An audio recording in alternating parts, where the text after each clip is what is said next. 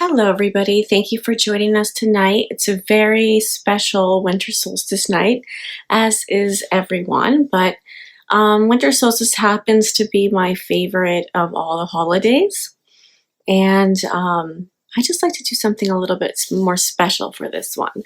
Although it's a lot like Christmas, as we know, which is more popular, the winter solstice holds something about letting go and really inviting the dark, which a lot of people tend to be scared of, afraid to look at, people afraid of the dark. It still comes, even though you're a kid, when you think of that and hear that, it still grows up with you. And it can be anything where you might have friends and loved ones, family members saying to stay away from the dark, don't do anything bad. What this is very subjective. I invite all of you to actually go ahead and peek into that dark side you have. Maybe it is, secret sabotage, maybe very outer sabotage, not being able to wait so that things can actually occur, and kind of beating things to the punch and sabotaging them early in relationships and friendships, things like that. So let's pay attention to all the ways that we may have something hidden within ourselves, that because we speak so much of the light and the light worker these days, know that it's just the other half of the coin, that without balance, without the dark, the light won't exist, and vice versa. Does it make hot water cold? Does it make, the actual nighttime more evil than the daylight? These are just basic Taoist kind of opposite ideas of principles, and doesn't mean that the dark is bad. And so we're simply going to start looking at these things and feeling through these things. We have a very special little program designed for you guys today. We're gonna do just this intro, and then I'm gonna do a sound bath, pre-recorded, so it actually sounds good.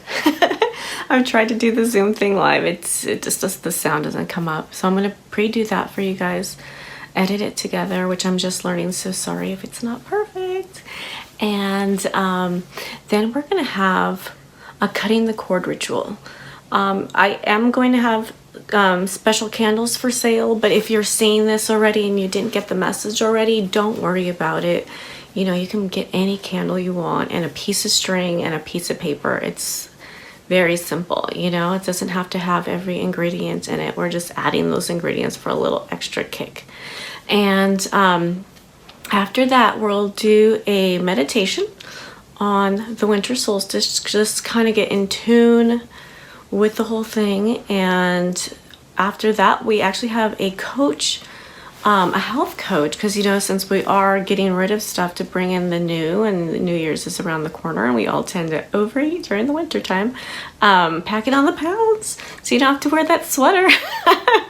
But anyway, so we're going to have her speak a little bit about her thing. We have a special recipe she prepared that's healthy, that can be warmthy, and also help the root chakra. Because to me, I feel like this whole time is about staying warm, being warm, staying homey and with the family, and cozy. Cozy is the word that comes to mind.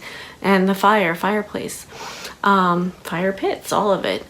If you are on the opposite side of the equator, like Peru and Australia, and I know I'm missing some, but anything on the other side of the equator, I know I do have followers from there, and I have visited Peru before. They are having their summer solstice. So just as we are inviting the warmth into us for the winter, inviting the sun for their summer solstice is also inviting the warmth and the sun back to them. So I think it's, again, celebrating the opposites of things. And that's just the way that the world works. And so, we tend to be scared of death, not knowing, not understanding who we might be getting in contact with. Sometimes it just comes natural. Sometimes we invite it. And here we all are dying. We're all dying, and it's just giving kind of a little bit of a, you know, honor to that moment of death and dying, which the sun is dying just to become longer later, right? So it does come back. So we're just going to be honoring the cycle right here. And Crystal Ray and Meagen Johnson are going to help me. Well, we've all kind of helped put this together and got ideas all together, and so you'll see a little Zoom celebration afterwards after we do all the things. But hopefully we've covered everything. Oh, I'm trying to, since we're doing everything on Zoom these days and we can't actually have like a real gathering, but it's also opening ourselves up to more people. So that's kind of cool too. And we're also going to have somebody stop by too named Ray Ray. His name is Craig Woods. He's very popular in the astrology world. And also he has a book called, I think I'm going to say it wrong, Craig, sorry. The Lunar Nodes. It's about the labyrinth of your mind and the lunar nodes. So it's a way to kind of navigate through our crazy minds. And everybody has a crazy mind. And it's not about not having one. It's about learning to work with it and learning also another thing about releasing. So he's going to speak a little bit more about that. I don't know if people realize how strong the function of release really is. And I'm so glad you came to join us, and we just thought we'd send it out so you guys can do this all when you have time. You don't have to rush to do this and be here on our same time zone while we're all here. I found this to be the best way to do it. And if you sent us a question or an intention, we will read it, okay? And you are definitely going to be part of our whole group and ceremony, okay? Thank you so much, and I hope you enjoy.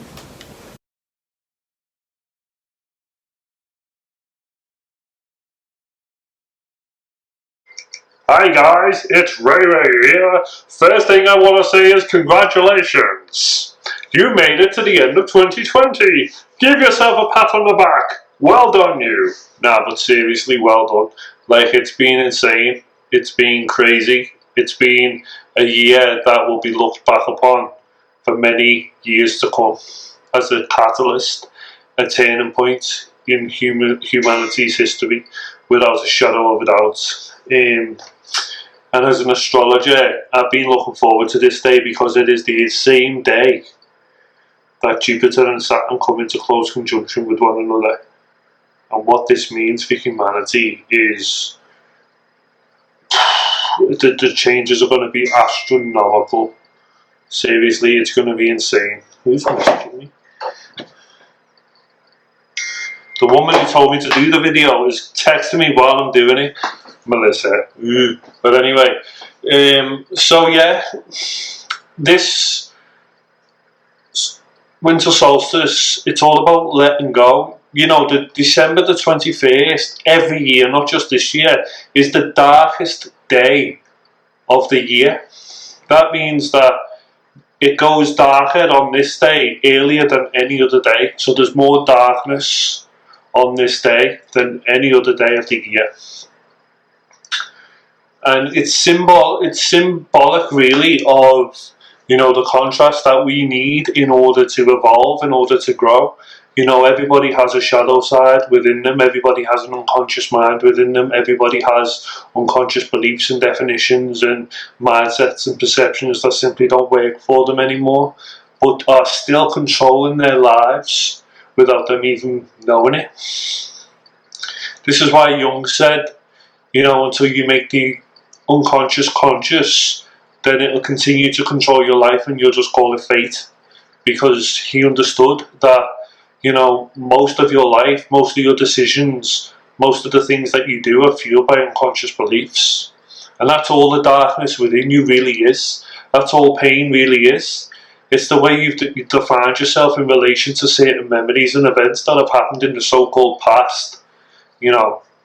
And this makes you feel pain, it makes you feel like a victim, it makes you feel as if, you know, you're a slave. But I'm here today to tell you that you are not a victim, you are a victor. You are here to regain your sovereignty. I'm sorry, this is the first video I've done in a long time. You're here to regain your sovereignty. You're here to become more conscious of who you really are. And I think that as the energies of this world begin to expand and expand and accelerate, you know, the transformational effect, ripple, wave, vortex that's going on right now is going to increase tenfold. There are obviously forces that are out there to try and oppose this, to try and keep us settled in some kind of system that simply isn't working anymore. But we have to transcend that. You know, going out on the street and protesting doesn't really do anything. It doesn't change a thing.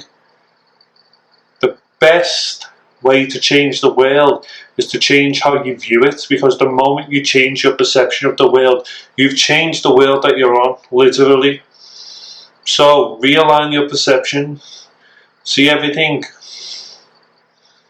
that is there as a catalyst for growth and expansion. It is so vital that you learn to let go of what doesn't belong to you anymore. It is so vital. This 2021 is going to be huge, if not bigger than 2020. So I invite you all to become conscious of yourselves. Have a lovely Christmas.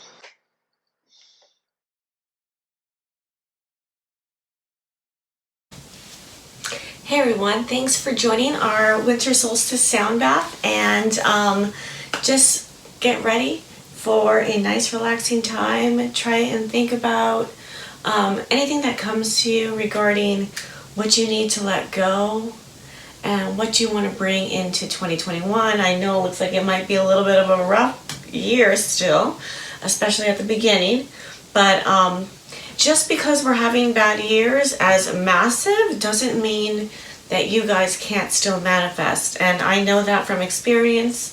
Many people have been having a horrible 2020, and I haven't had anything at all happen to me or anybody near me.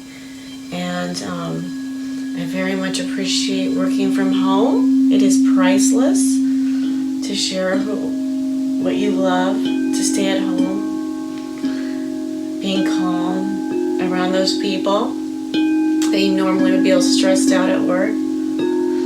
Anyway, so just take a deep gratitude breath in for what you do have for 2020. Anything you need to let go, and maybe just negative ideas. They could be masses that are infiltrating your own mind as well. Fear-based stuff you see on the news. So just sit back and relax.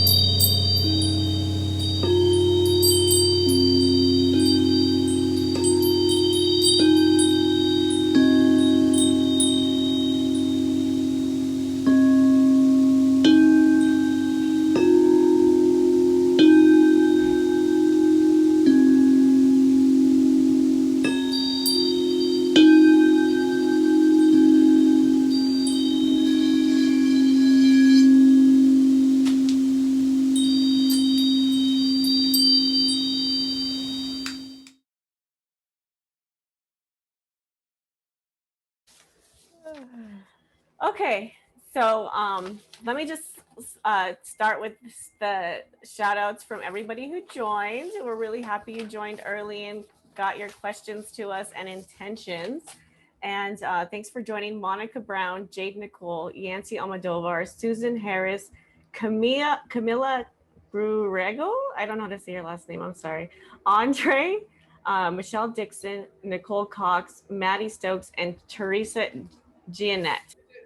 I'm so excited that we're all here together, and thank you all for shining your light and being a part of this opportunity to explore manifesting the energies that are happening and releasing and allowing. So before we jump into all your gifts and all you have to share, do you mind just giving your name and anything you want to share about yourself today? My name's Anna, and I am a health and fitness freak.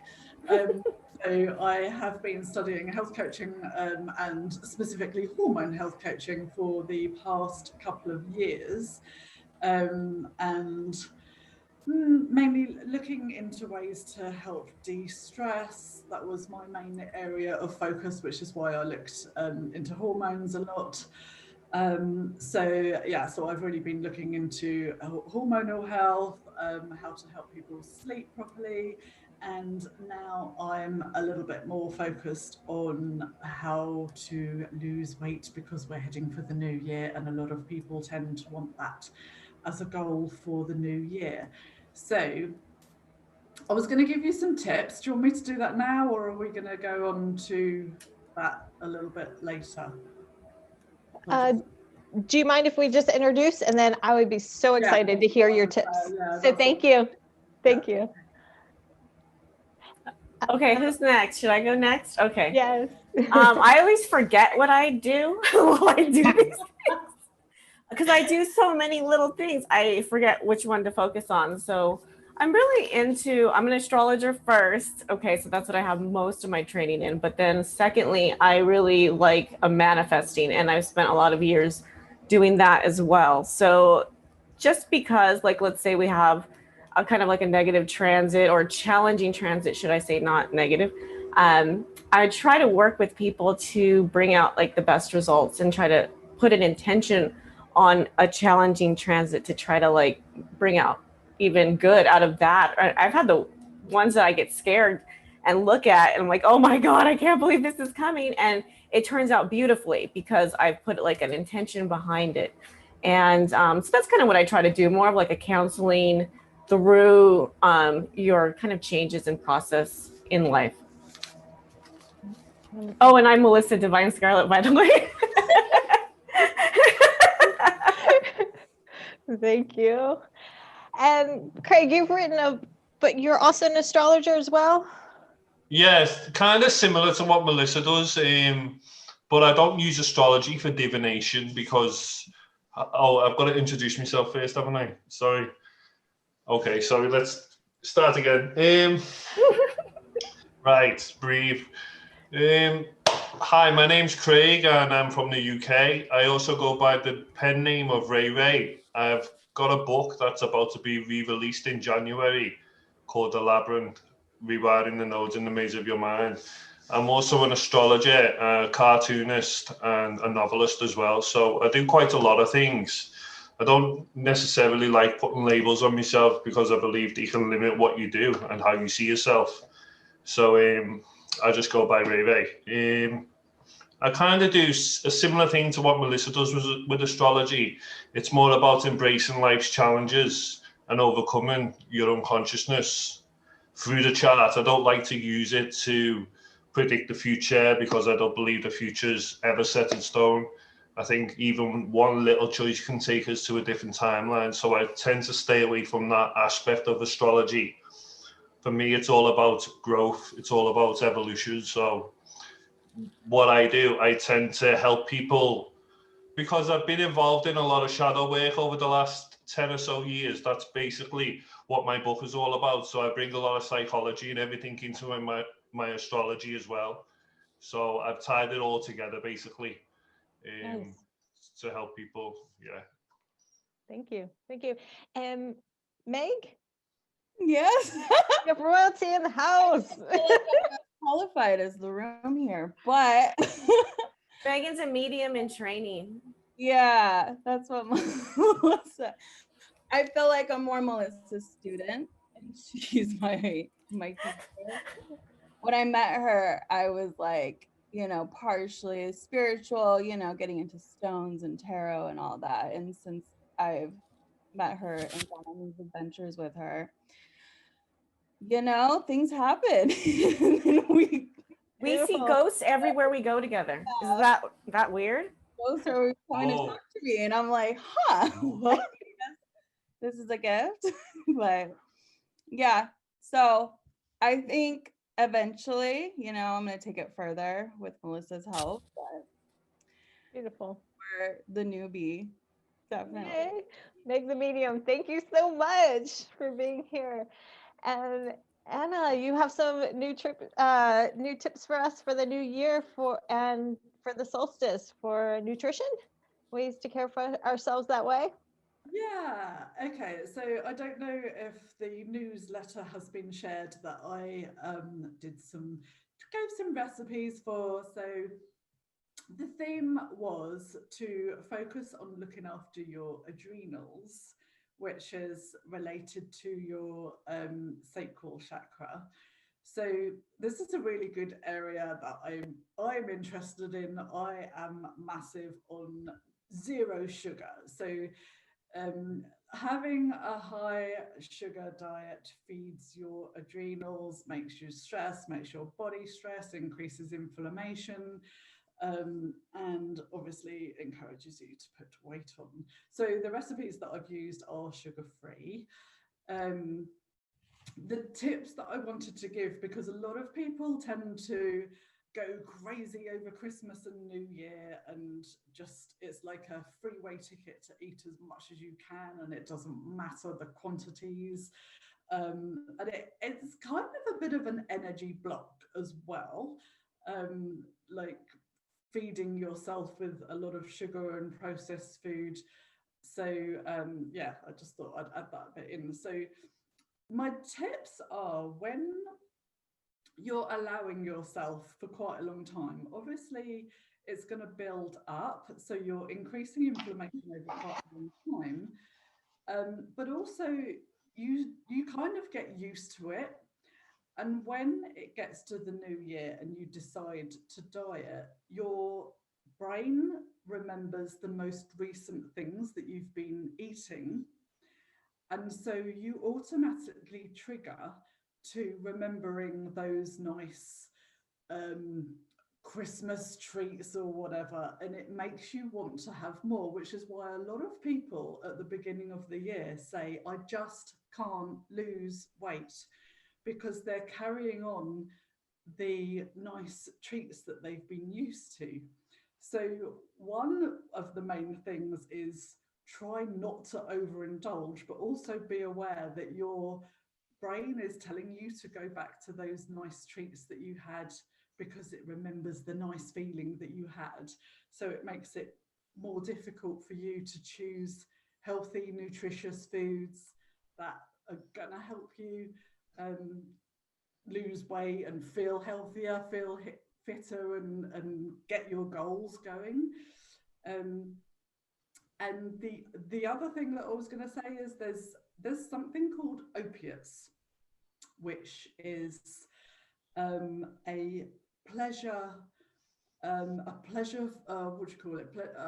Where the brain remembers the pleasure that you felt from eating the sugary substance. So it's mainly sugar, cheese, meats, and dairy products that these opiates form in your brain. It kind of triggers the dopamine that makes it really enjoyable. So that's where you want to have more as well. So I just thought I would share these tips so that people know why they're carrying on reaching for these foods. It's just their brain playing with their mind and saying, hey, that thing that you ate, that was really nice. Can I have some more of that? So yeah, one, not to indulge too much. because you're piling it on and on. So in moderation, which I don't know about you lot, but for us it's slightly easier because we're not allowed to go out to restaurants and things. So the social gatherings are a lot less at the moment anyway.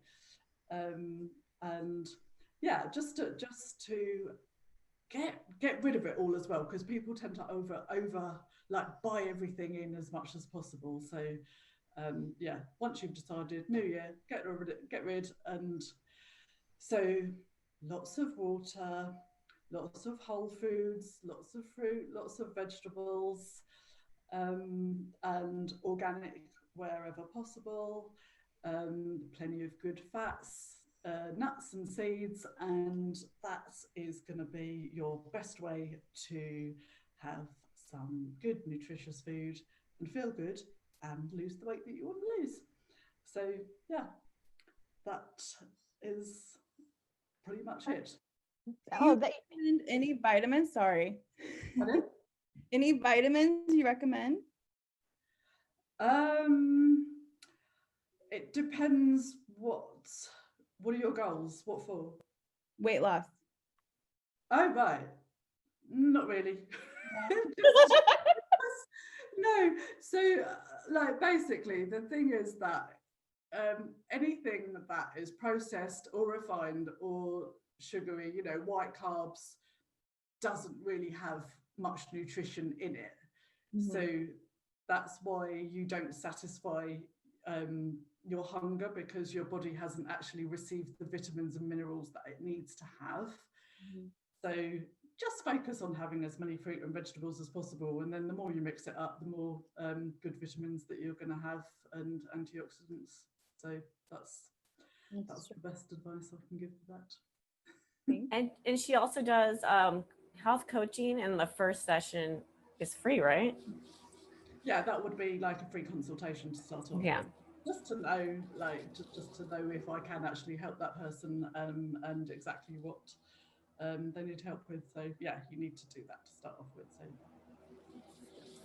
Beautiful. That's you gave some good advice. I really liked how you talked about, like, we don't go from one extreme to the next. It's a progression, which I think also mirrors what you were saying, Melissa, about manifesting. There's this progression that kind of goes with it. Do you mind talking a little bit, Craig or Melissa, about where we're at right now? We're talking winter solstice, and what else is kind of shifting right now?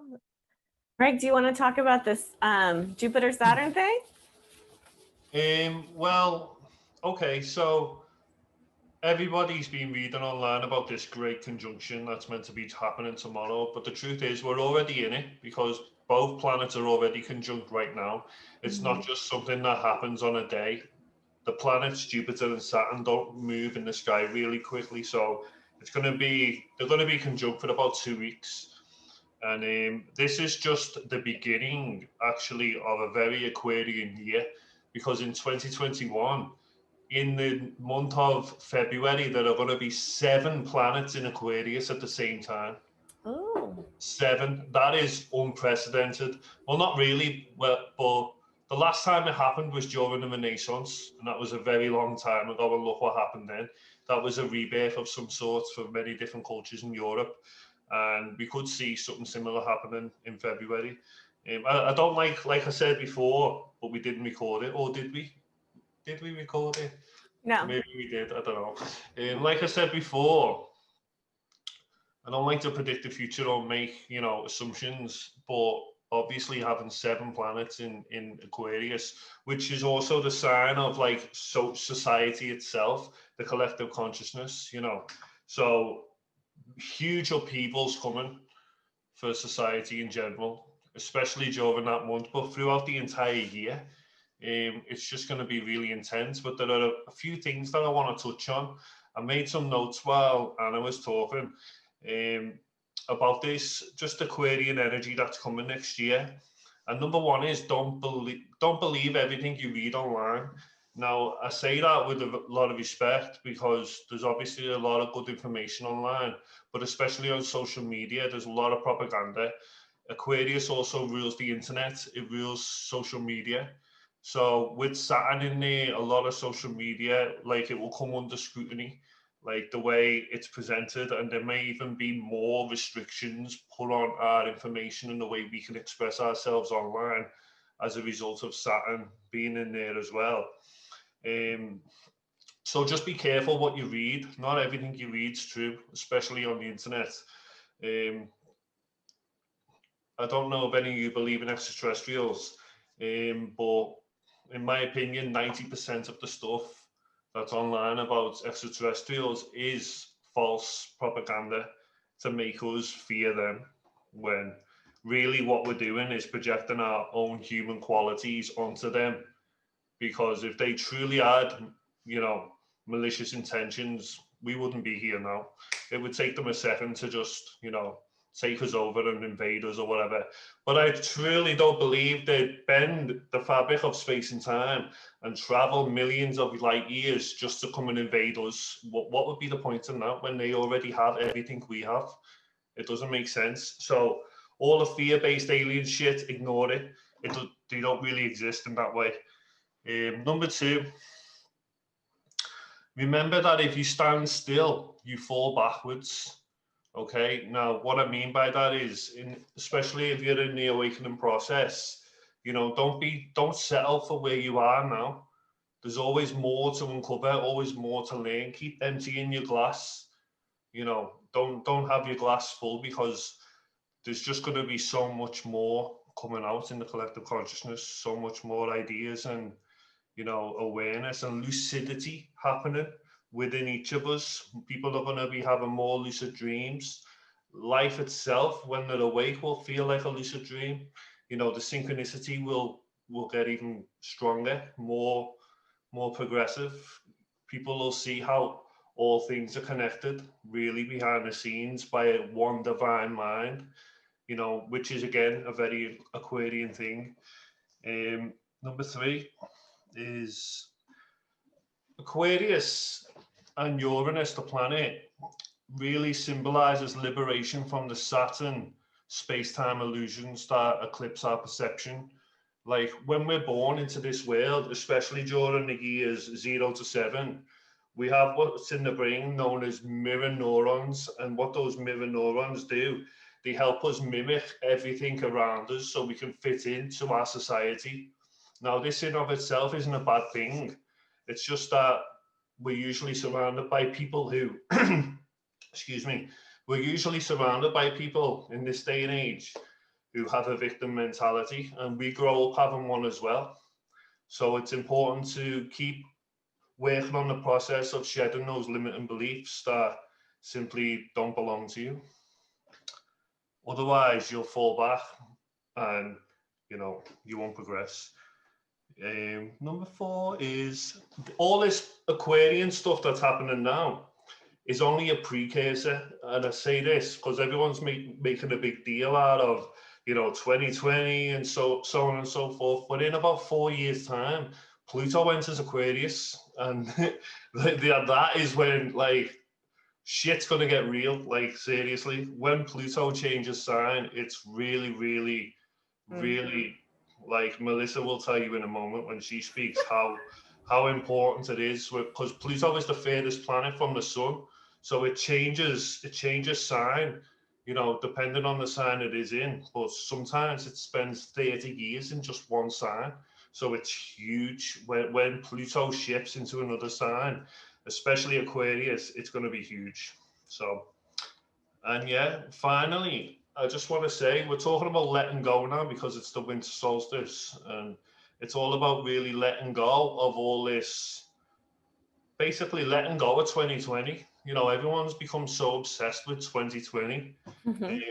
How can we let go of 2020 and embrace a new year if we keep talking about it? We're only, if we hold on to, this year and all the shit we've been through, then we're only going to recreate that in the next year, collectively speaking. So it's important to let go and let God. And when I say the word God, of course, I use that term loosely. Really, God is your own higher self, and to just trust in the way your life is unfolding, and embrace the challenges that come, no matter doesn't matter how enlightened or awakened you become, challenges are always going to be there. You cannot escape them. You cannot escape challenges. So it's important to redefine them, embrace them, and yeah, try and learn from your experiences. Otherwise, you're going to have to repeat them. So yeah, that's all I've got to say. Melissa, you can take it now.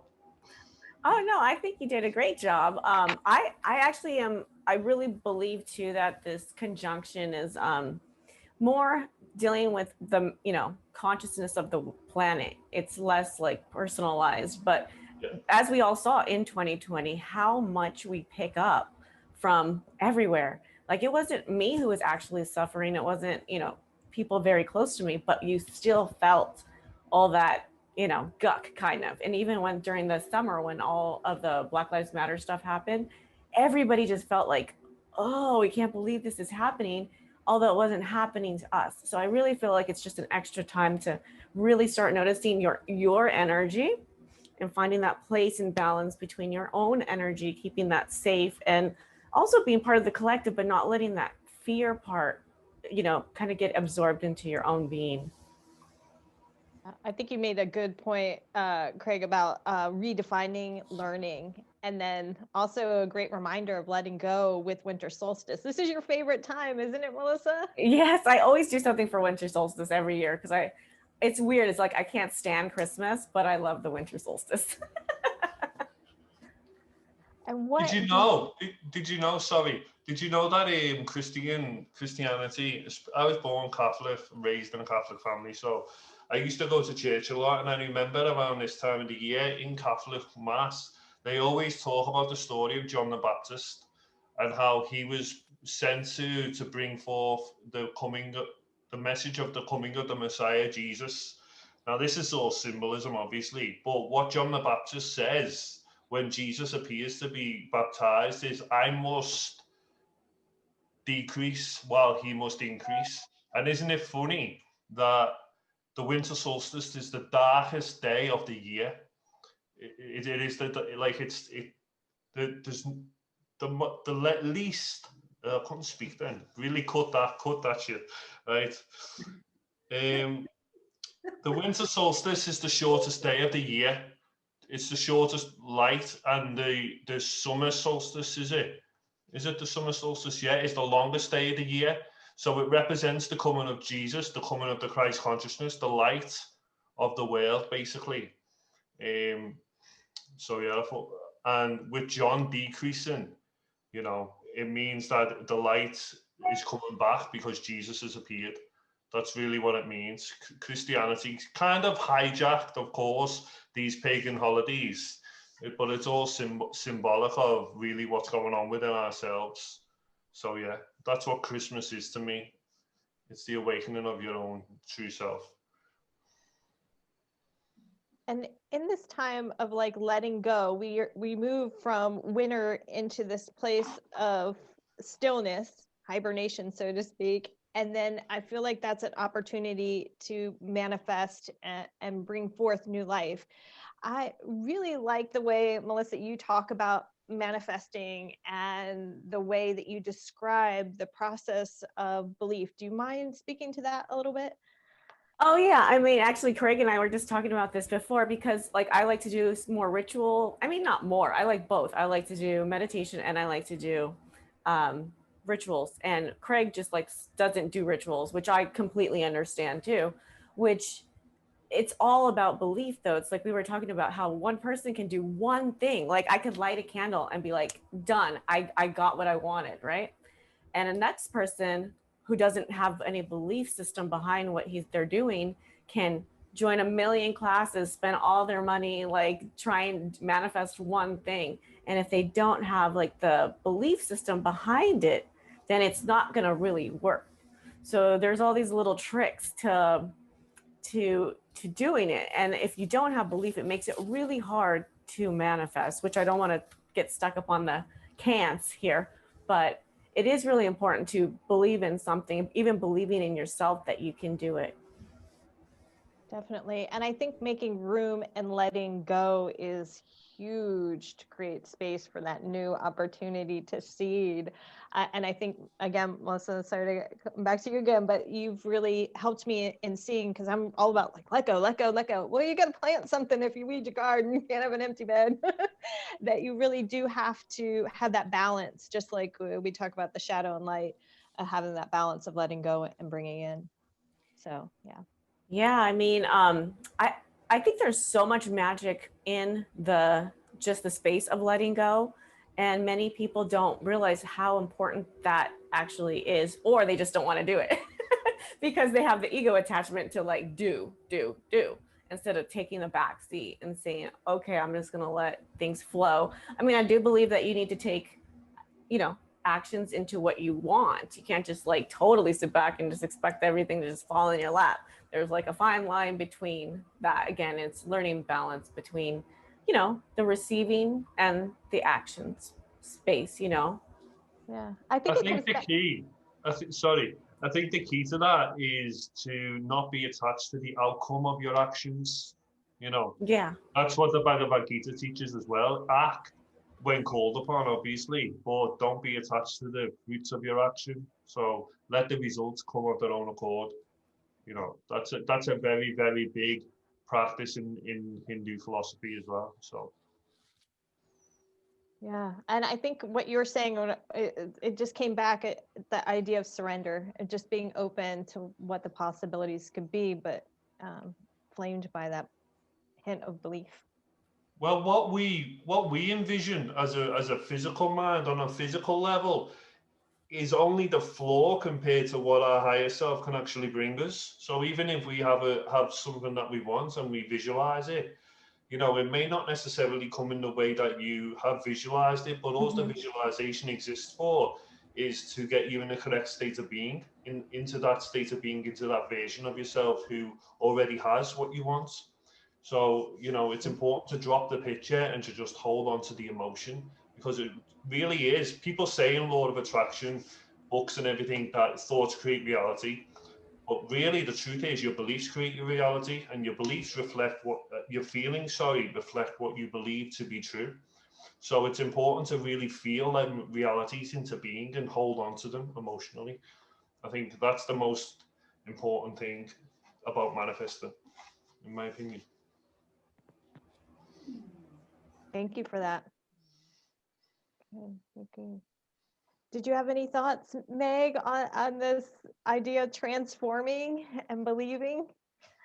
I see, and I've talked to Melissa about this, and it's hard for me because I manifest things so easily, but the one thing I want so bad just never comes. And I'm constantly making a new vision board. So it's a soulmate, right? So it's constantly, I've laid out the perfect man, you know, I've put it on paper, released it, let it go. And it's like something like going to Oregon, like, oh, I want to go there one day. I'll put it on my board. And then now it's coming up in January. So it's just like simple things just come so easily, but it's like one thing I find trouble with. And I don't know what the answer is. Is it timing? Is it divine timing? Is it just like you're going to wait 5 years for it? Maybe drop the word want, because if you're saying to the universe that you want this, then you're also saying that you You don't don't have have it. Yeah, you don't you have know. it. So Yeah. if you drop that word and just keep telling yourself, I already have the perfect man, and yes, he will come in divine timing, you know that in some future timeline, he's already yours. Yeah. So you don't need to tell the universe, I want, I need, because that's kind of a lack vibration. You know, Yeah. you're sending out that signal, and that's why maybe you're keeping it at arm's length, you know. Mhm. I So agree. try that. Drop the words want and need, erase them from your vocabulary in this respect, and see what That's a happens. wonderful soulmate. You do, of course. And then, since we're talking about what, Anna, do you mind talking a little bit? You again, you made some really great points of going from one extreme to like the holiday, like let's eat everything that's at our fingertips, to like, oh, now I gotta lose weight because this particular date. How do we find that balance in between? Any thoughts on that? Because it is part of a want, right? To want that. Any thoughts returning with how that might come together? Yeah, sure. Yeah, I mean, obviously, it's really difficult to just literally go from having all your Christmas foods, New Year treats, and to just going, right, that's it, because that's that's where it doesn't work. That is where people have their New Year's resolution and they go, right, from the 1st of January, that's it. I am having green smoothies, everything, and they might do it for maybe up to about 3 days, and then, why am I not losing weight? It's not working. So I would definitely recommend to do it slowly. So just start with like drinking more water, and just slowly cutting out. Slow improvements are a lot better than a drastic sudden decision, because, you know, as we know, our brains are hardwired to go back to how we were before. So when you decide that you're going to start to do something, and usually, I mean, I don't know, some people say 21 days, some people say 28 days. I don't know what the preference is, but let's call it a month. That usually within that time, then you start to revert to your old ways. So my advice would be not to make drastic changes. Don't expect too much. You know, be gentle with yourself. Just be like, okay, I've done really well. I have eliminated having sugar in my coffee, or I have stopped having my afternoon cake, or just cut one Afternoon cake. out at a time. Is that a really English thing to say? Afternoon tea. So yeah, I think it's probably best to just slow elimination, appreciate yourself, notice the difference, and don't expect too much, because a lot of people want immediate results. You know, when you get on the scale and you're like 3 days later going, well, it's not made any difference yet. So perseverance, small steps, keep it going. Get accountability with somebody if you possibly can. You know, that's another thing. But yeah, I would say, and also don't buy in more. So once you've got all the Christmas treats out of the way, try not to keep, you know, your next time you do your food shop, hoarding it back in again. So yeah, just focus on plenty of water, less alcohol, less caffeine, less sugar, and pack in more of the fruits and vegetables. Also exercise, like you need to squeeze in the exercise is really, really good as well. And quality sleep, that also helps. Eat less, because when we're tired, we tend to want to have comfort food and eat more. So yeah, make it gradual, meet your goals, and give yourself a pat on the back, and then keep going. That would be my main tips for that. So Thank I you. hope that I answers. would like to just elaborate on what Anna said about small steps. Because when we're trying to stop any kind of addiction, because that's what comfort eating and sugar foods is, it's one of the biggest addictions in the world. And it's also tied to our emotional addictions too, because we're only really going to eat those foods when we're stressed out. So our emotions and the food we eat are intrinsically connected. But when trying to stop any habit, it's important to just really, as Anna said, start small.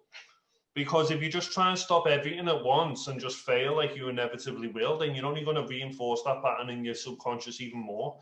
So it's important to have small victories first. Now, what does that mean? Just cut one item out your diet at first, just one. And when you feel like you're ready to cut another, do that. Just do it one step at a time. And the more you do that, the more confidence then you'll have in yourself to be able to really change yourself, you know. And the more confidence and momentum you get, then you'll be more capable of changing some of the things, you know, that you'd usually find even more difficult. So small steps, small victories create confidence and momentum, and I think that's key to change. Definitely. I found that to be true in my life anyway. One recommendation I have is, how does it make you feel after you indulge? You know, maybe keeping like a food journal. Like, if I eat this cupcake, how am I gonna feel in an hour? While I'm eating it, I'm gonna feel really good. Like, this is nice, you know? I could eat something sweet. And then in an hour, when you feel gross and bloated, you're like, huh, should I have really eaten that? Now you regret it, and now you might lead to like binging, because why not? You know, I'll just eat 4 more. But I've tried recently keeping a journal, and it's helped a lot, because a lot of how you eat is tied to emotion. It's taken me a long time to figure that out. But food journals are brilliant because you can also keep track of the nights that you've slept well. Then you can look back and see what you've eaten the day before. Like for girls, you can track your menstrual cycle and see what's affected what you've had, your stress levels. You know, like we've said, food can impact your stress. So looking back on the days that you feel good, and to compare the days that you haven't, if you look back on what you've eaten, I'd say probably the past 2 days, because food keeps in your system for a good couple of days. So yeah, I always recommend that people do food journals, because I think that you can find out loads from doing that. So yeah, brilliant idea. yeah. I think that comes back to what you're saying about accountability, working with the journal, whether it is that change with food or another change using specific words, like you spoke to, Craig, or whatever it is, it's seeing either the progression or allowing you to, yeah, I used to teach a health class and we talk about SMART goals, but I was like, no, we're going to do SMART-er. Evaluate and reevaluate, that it's a fluid process, that it's not as concrete as we'd like to put in the beautiful chart, you know. So thank you for your sharing. Okay, so we had one, how do you properly balance darkness and light in all aspects of you? And that's the first part. And I know it may be in the spiritual community striving for the light all the time, but isn't darkness as equally valid to acknowledge? So again, that balance of light and dark within. Any thoughts on that? Craig's gonna jump in. I know it right now. Yeah. No, I love it. Don't bow. I want to hear what you have to say. I knew Melissa was going to say that. I just knew it. So the best way to use the darkness and to really honor and acknowledge it is to use it as contrast, in the sense that we find out who we truly are by experiencing what we're not first. So the illusions that we have, you know, in our mind as we grow up in this society, you know, as a result of our conditioning,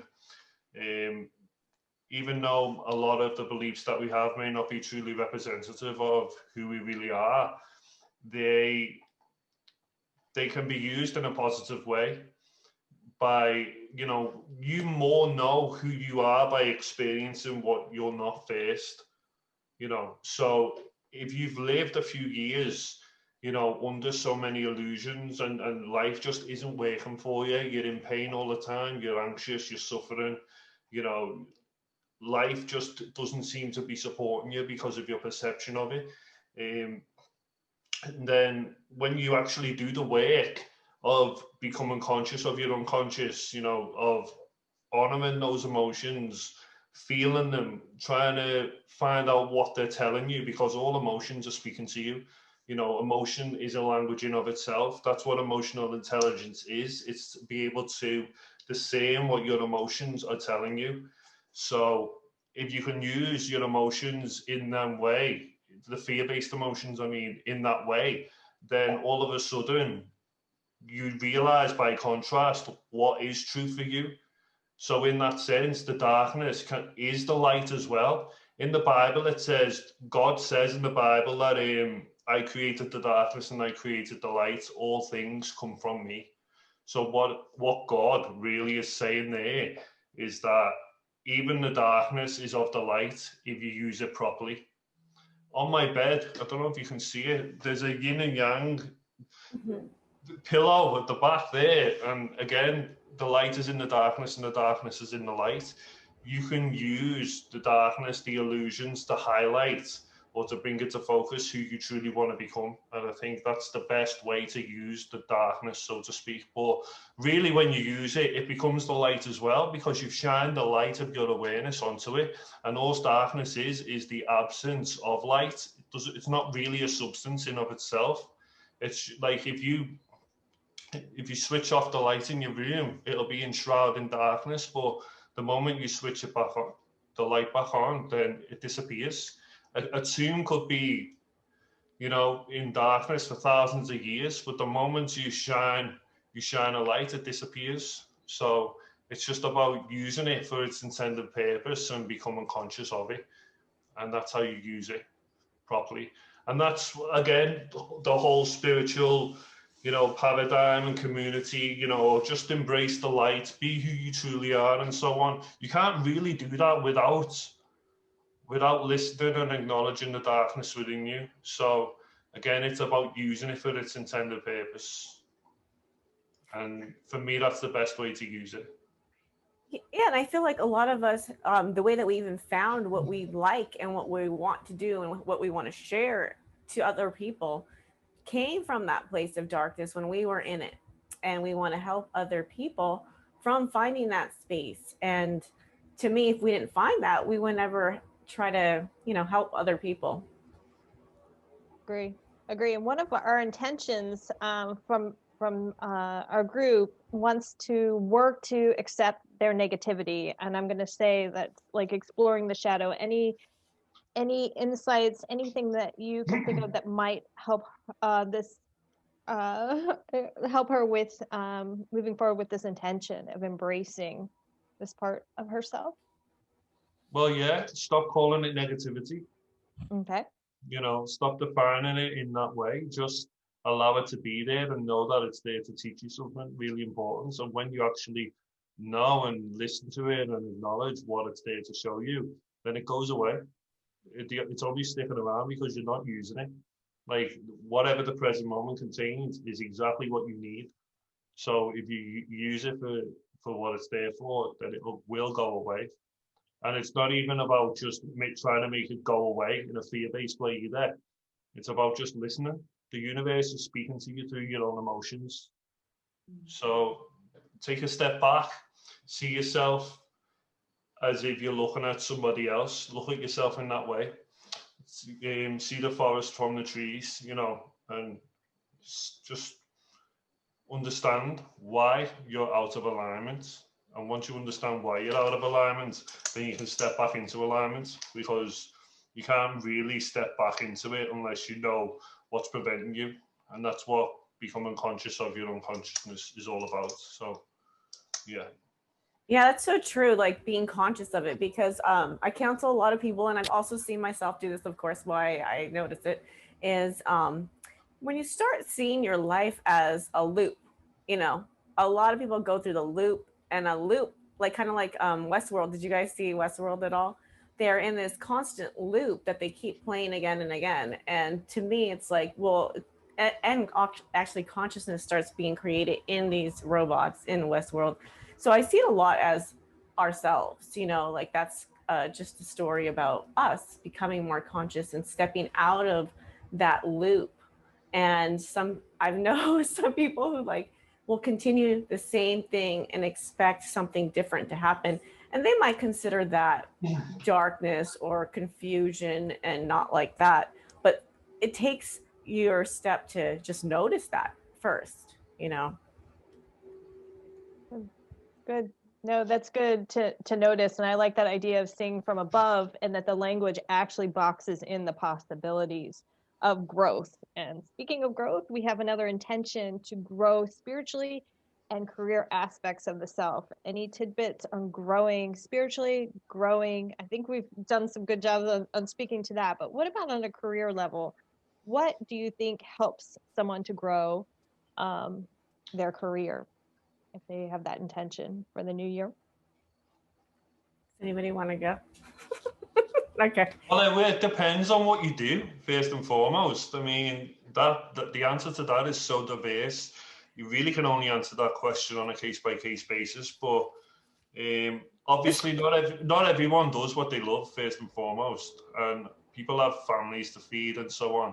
So I wouldn't necessarily recommend that everyone just quits their job and goes go and do what they love, because that's not real. That's not the reality we live in, sadly.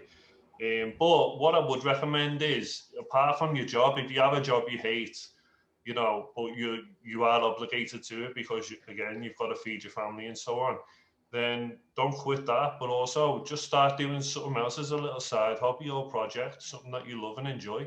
That's what I started. I started writing 8 years ago tomorrow. So on the 21st of December 2012, I actually started writing then. It's weird, but I don't know why. That's when I did. I opened a little blog and so on. And obviously, me writing at first was awful. I'll be honest. It was awful. But over the years, it's just gotten better and better. I started doing blogs, and now I've already got a book published. I'm about to have another one published. So you can turn a hobby, something that you're passionate about, into a career eventually. Sometimes it just takes a long process, because in order to succeed, you're going to have to develop the required skill sets in order to do that, and that takes time and practice. So if it's truly something that you're passionate about and you really love, then maybe just set a bit of time, a few times a week, to delve in that, to nurture that talent or hobby, and it may end up taking you somewhere. Yeah, and I know for this girl who's asking the question, she does photography for a living, and it's also, she loves it. So it is going into a creative aspect, and it comes back to one of the questions that we can cover later. So I'm not sure if we're jumping into that too fast, but it's what time and resources will you commit to? So to me, it's that question that will show if how much you will push yourself, not push, but get yourself going in that direction. Sometimes we do need a push. Sometimes it's more about just receiving too. So it's both. Yeah. Definitely. And I think you made a good point about starting to spend time, regardless of the career that you're in and other things you like, so that the whole wheel is balanced, and finding possibly some appreciation for where you're at, whether you quit your job or you don't have one and you're working to build something. So it's a good point. Good point. I mean, don't forget also the word spiritual in of itself is kind of it's a weird word, isn't it? Because people separate the material realm from the spiritual realm, and everything really is spirit. Like literally the atoms that make up matter, they're 99.9% empty space. So what is in that space? That is spirit, that is consciousness. So like, what's not spiritual about going to work and feeding your family? How is that not a spiritual thing? That's a beautiful thing. It doesn't have to be something, tremendous, but the simple act of providing for your family is one of the most loving things you can do. And to me, that's true spirituality, is to love and to live from your heart center. So again, be careful how you're defining things. That's the advice I'd give to that person as well. So. Yeah. Well, then I have this to ask to our group. Let's do the last one, because I love the last one. What time and resources will you commit to make what you want in 2021? Like, I feel like a lot of us, especially people with like families who are not, they have a lot going on. It's hard for them to find that time. How much time will I give myself to help myself do the things that I want? And a lot of it is time related. So for us, our little group, I know we'll probably do that, but I just mean, it's a question to ask ourselves. A lot of the people who come to me that I do counsel, this is the question that will probably get everybody what they want. But it's that question that holds them back. Not finding that, you know. I think a lot of people in the law of attraction who are interested in it think that if they just sit down and think good thoughts, that the preferred reality will just not come knocking on the door. It doesn't work like that. You have to act. You have to take action. Dreams take hard work.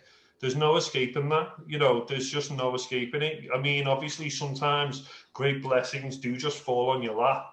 But most of the time, in order to truly achieve something that you dream of, you've got to work for it, you know, and that's just the reality of it. So as a creative person, I'm on the verge of finishing my first novel.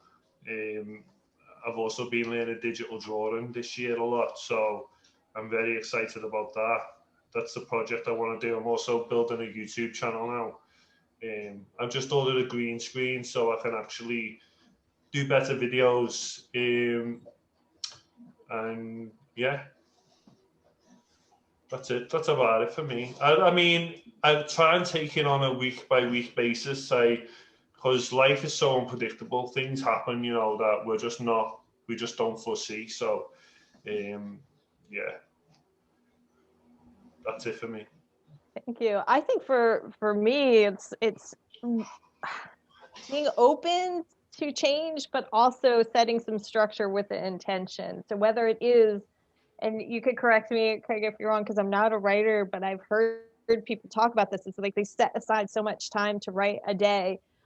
For me, it's like setting aside time to create. Like I need it. It pours out of me. I got to paint, you know, but it's making that time no different than I would schedule an appointment with someone, and trusting that matters more than anything else. If I don't feed my soul, then I could be a grumpy Gus for anyone I pretend to give to because my cup isn't full, you know.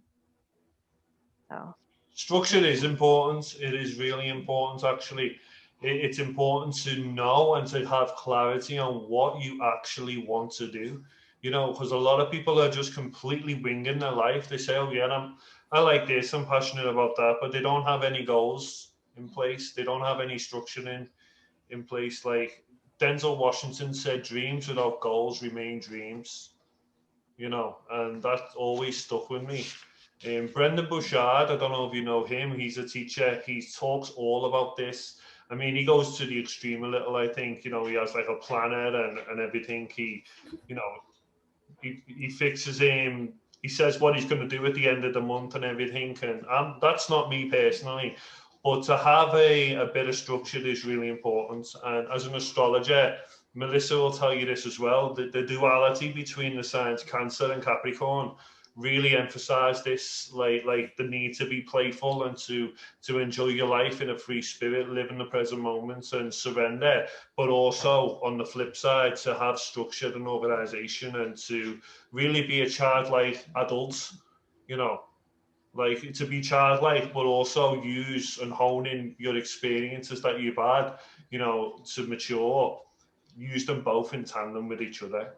I think that's really pivotal. Definitely. Yes. Should we do our candle ritual now? Do you think? Okay. So I guess we all know at this time what we want to let go, right? Out of 2020. And Craig, I know you don't want to do it. It's fine. No, it's fine. I'll just watch. It's okay. Okay. I want to see what happens. I'm curious. Meagen's going to manifest her man with flannel.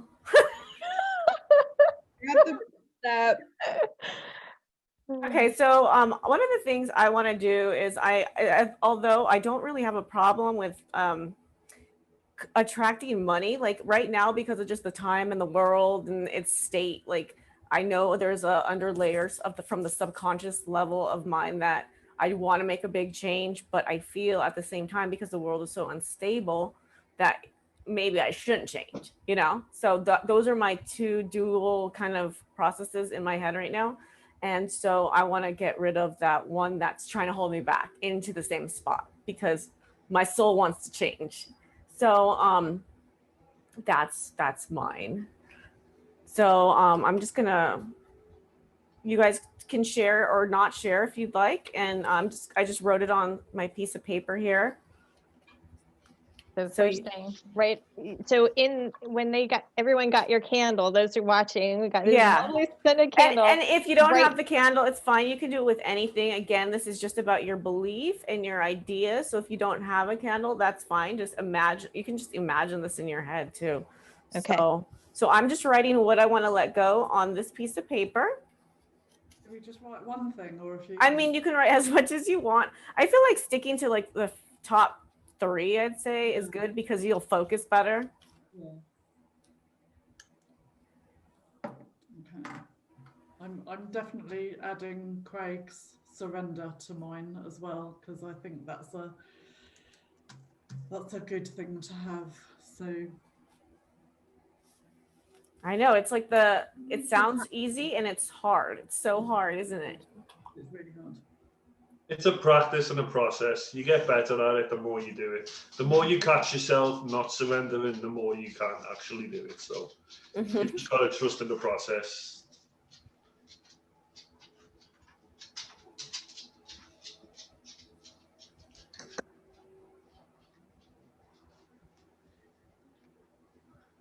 And say for me, since you shared, thank you for sharing your intention, Melissa. For me, it's transforming not only the thoughts, but also the cycles of trauma and abuse from my generations past, and what I've attracted to actually cut those cords of trauma. It's not really cutting the cords of trauma, but transforming that trauma to lessons, to be open, to break out of that shell of constantly re-traumatizing or holding to that bond of trauma, to open to new possibilities. Okay. Shall I share mine? If you'd like, go ahead. I'm going to share mine. So I told you this already, Melissa. I'm putting self-love, because I think that's one of the most important things that you can do. And I am continuously learning boundaries, and I seem to still attract commitment phobes into my life. So I need to I hear you. I need to get back to self-love to stop attracting these ones. So all I did was I just tied one end onto the candle, and then I'm going to tie the other ends onto the note. And you guys can do whatever you feel is good later on with the note, but you can bury it, you can burn it, do whatever you like, whatever feels the strongest to you, because again, it's about feeling, how you feel. Maybe for transforming, I would use fire, to burn the note. That'd be, and then, but yeah, do whatever you'd like and just focus on your intention for a little while. And when you're ready, we could light the candle and cut it. And if you don't feel like you're ready to cut right now, you don't have to. You can wait to do this in the evening if you'd like to. So whichever you'd like. It's evening for us. Oh yeah, it is. Okay, I'm gonna light my candle, but I'm probably gonna end mine later, so I can focus better when I'm off this.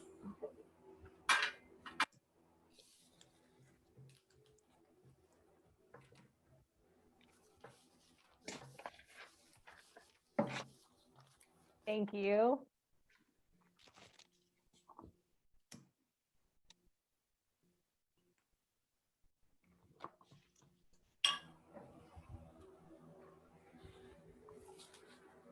I'm going to see mine. I'm going to show you mine. Pretty.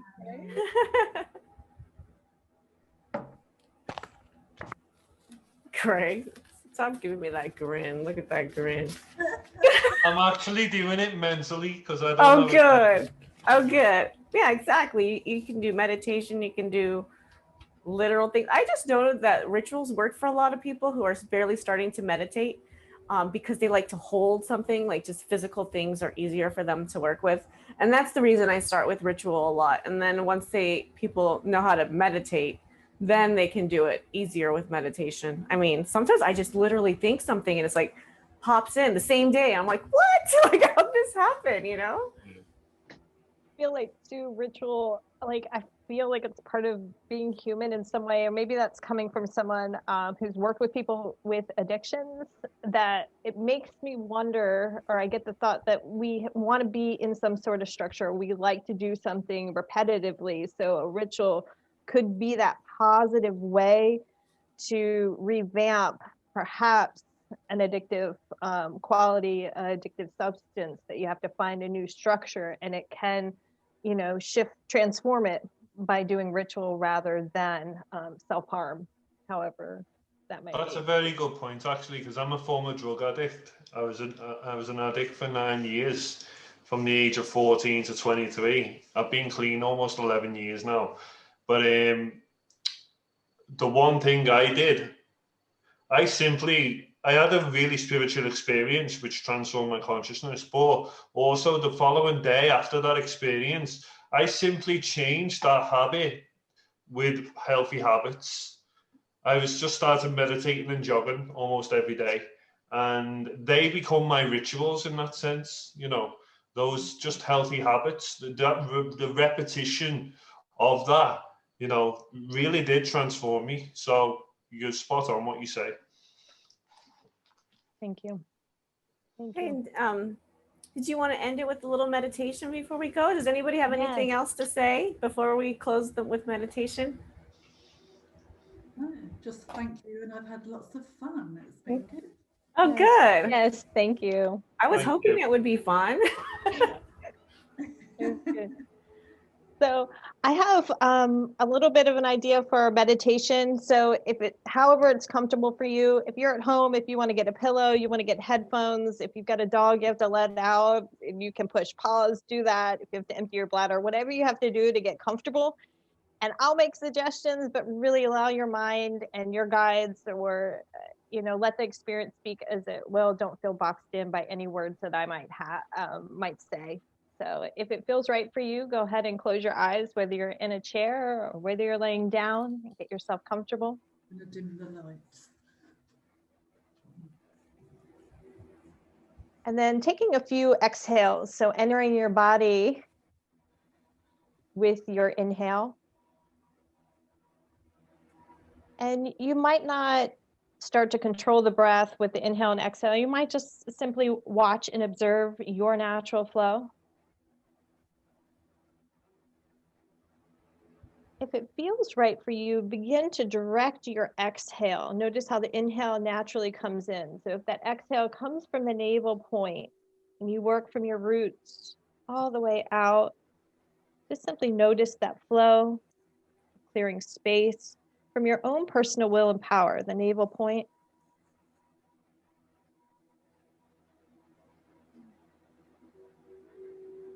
And notice how your ribs move with your inhalation, how your bones move with your inhalation. And start to soften into your form and just really allow yourself to embrace your body, embrace the space that you occupy, your mind in this moment, however it might move. Yeah, there you go. Good, good, good. And as you inhale, start to draw in a sense of peace, love, light, whatever you want to bring in. Allow that to come into your inhale, thinking more on the energetic level. What do you want to invite into every cell, into every thought, into your intention? And continue that exhale of clearing to make room for what you deserve, what you truly know you're capable of receiving and believing.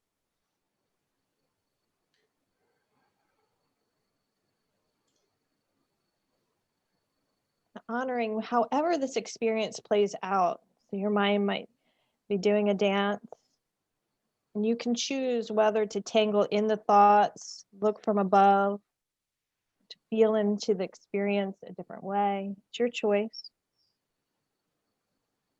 And start to gather the courage to kind of let the breath be this like upheaval of whatever needs to be released. And it might be with each breath you say it and offer it up, offer it up.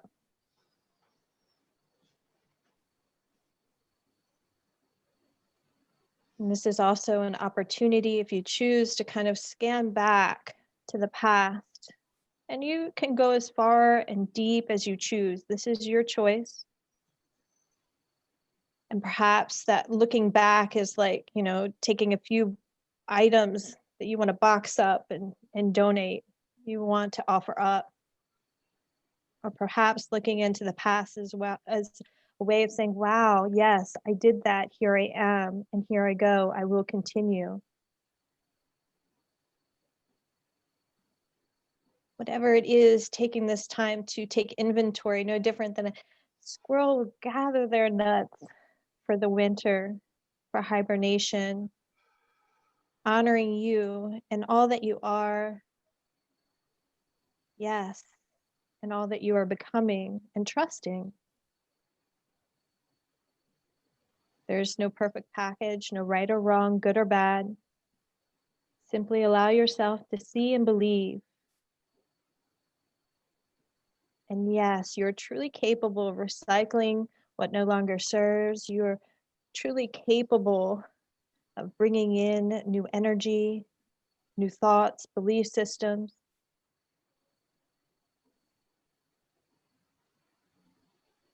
So let each breath cycle help to recycle the patterns.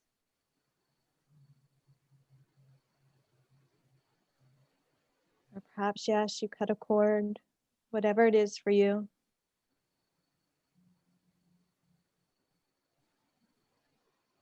And if you, like a squirrel, were holding those acorns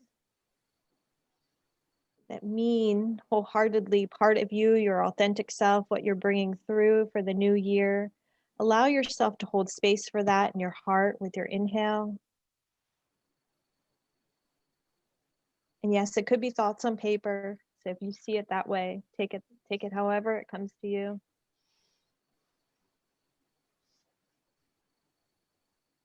And then breathing in the possibilities. Perhaps you say a few kind things to you, love to you.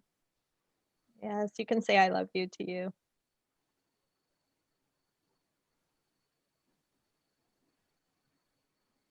A few more breaths, receiving what you need. All good.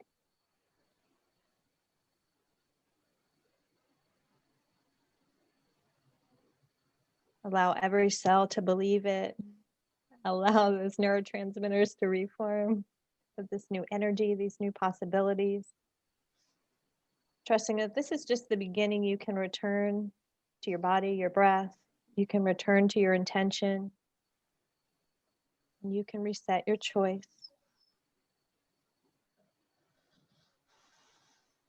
Another breath in with love and light. Exhale, let go. 3 more breaths like this.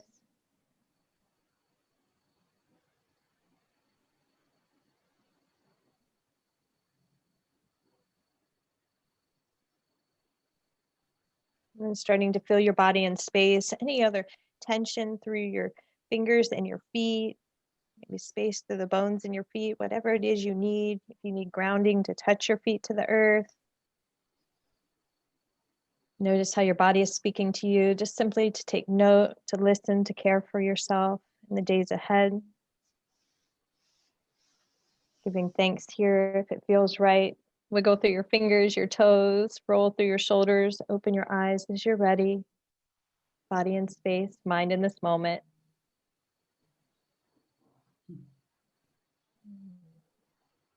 That was great. Thank you so much.